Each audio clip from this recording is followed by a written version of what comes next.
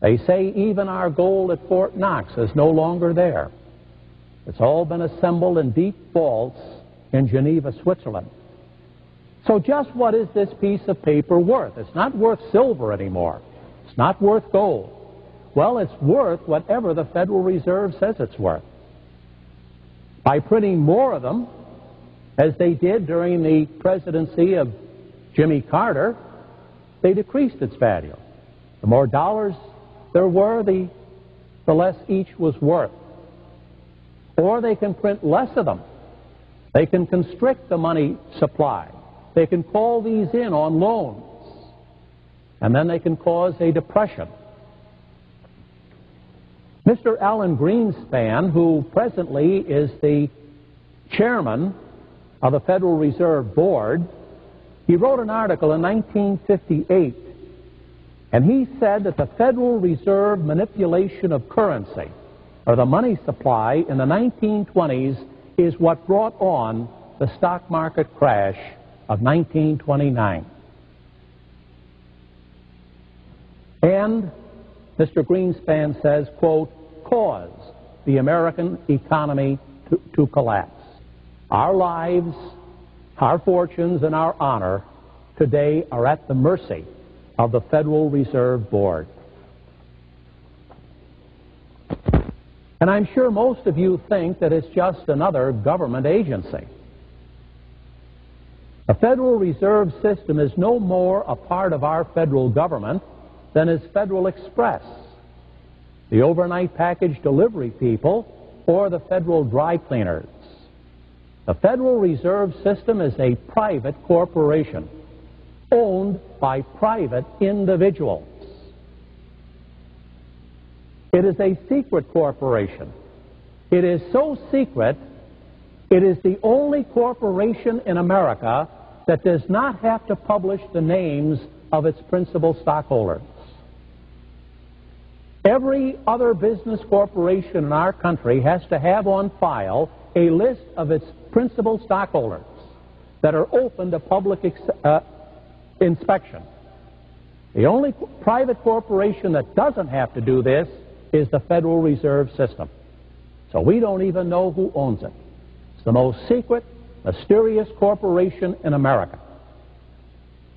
And it's probably owned by the international bankers, by the Rothschilds and the Warburgs and the other international bankers, to whom we American taxpayers owe the national debt.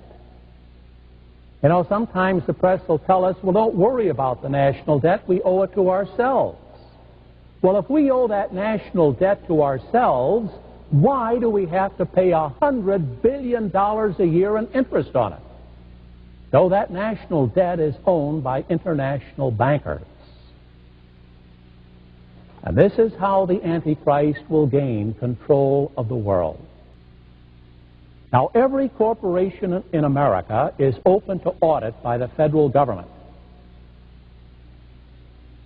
In 1978, a congressman introduced a law in Congress to audit the Federal Reserve. It's never been audited.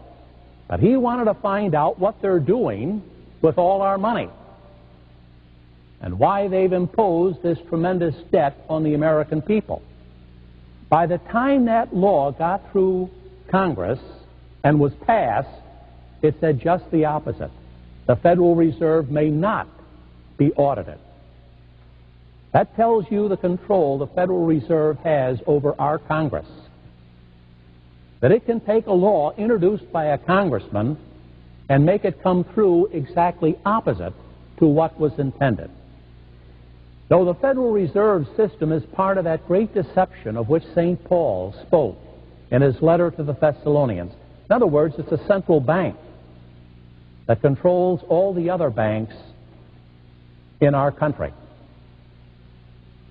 And did you know that a central bank is the third plank of the Communist Manifesto, written by Karl Marx in 1848, nearly 150 years ago? If you have never read the Communist Manifesto, I would urge you to go to a large public library and get a copy. You're in for the shock of your life. The first plank of the Communist Manifesto is a federal income tax. Karl Marx was the first one to propose a federal income tax on all wage earners in a country. The second plank is to substitute paper money for real money of gold and silver. Everything that Karl Marx laid down for the economic enslavement of a nation is already in place right here in America,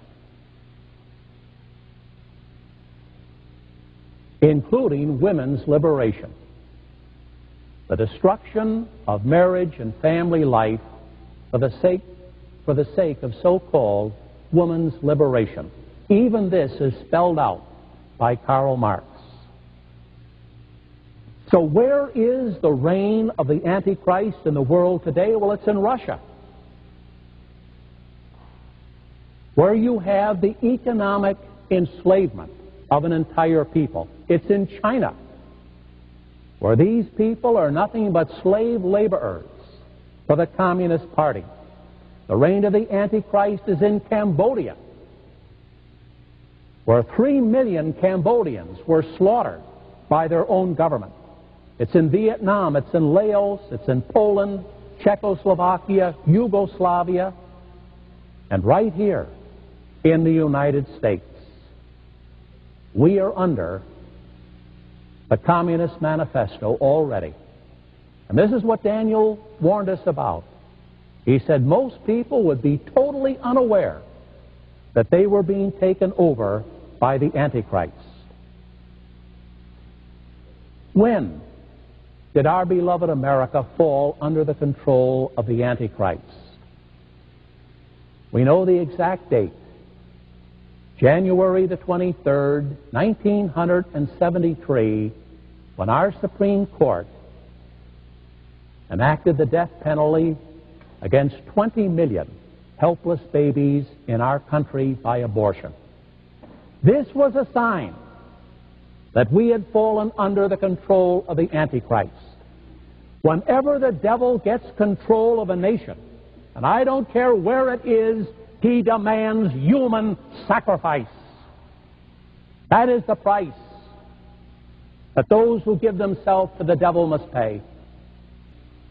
According to Solzhenitsyn, the communists have already killed 66 million of their own people in Russia, either through war, execution, or slave labor camps.